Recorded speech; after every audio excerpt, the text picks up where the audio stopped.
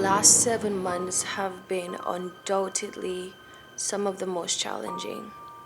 I mean, mentally, emotionally, financially, spiritually. And I'm sure that's true for many people. But it hits different when you're away from home in a foreign country, away from the people you love, with a heightened sense of isolation and fear that you might actually die there.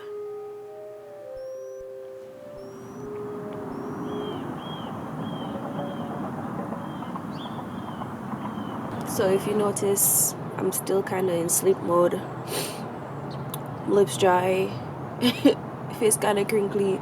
But yeah, this is one of the mornings where I wake up and try to get some exercise in. Since the pandemic, I've just been feeling like very lethargic all the time. And so some mornings I try to get out and go on the court and, just do something, just do some exercise.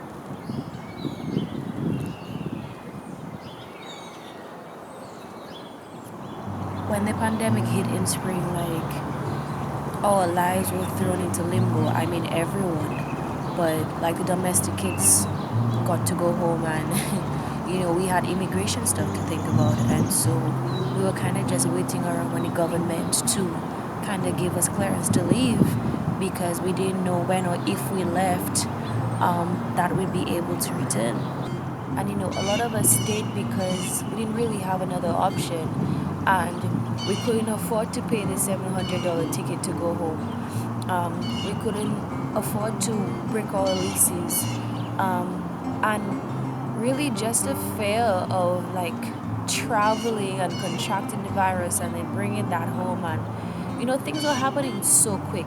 International airports were shutting down, and we kind of just was stuck.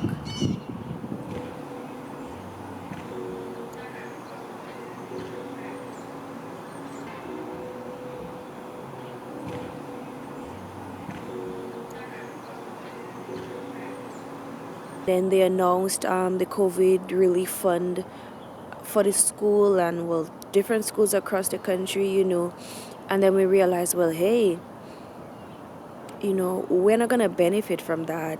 And we didn't qualify. And as the months progressed, like, things got worse. So, I mean, we were running out of money so quickly, and school was shut down, and the only place that we were allowed to work was on campus, or is on campus. And so for many of us, we lost a source of income. So yeah, we really had some hard decisions to make, could we leave? Would we leave? Should we leave? And if we stayed, like, what would happen?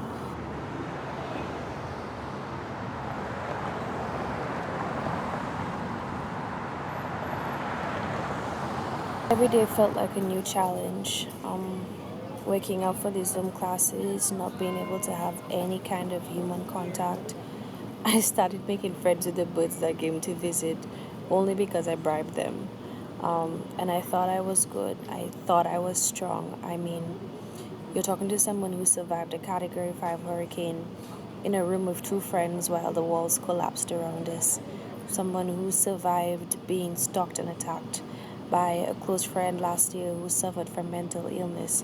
And now my challenge is a different challenge, a mental challenge.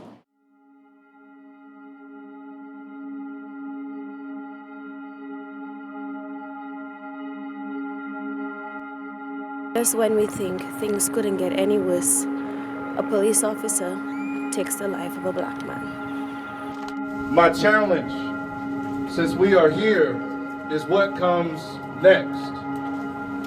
We stand here as brothers and sisters, as allies, but nothing will change until we change the people in power.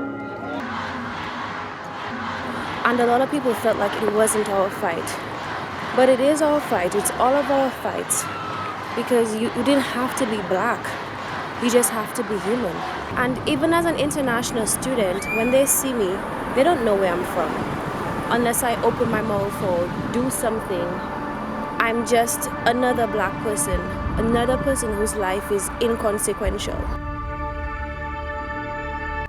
We're all learning to cope because that's all we have.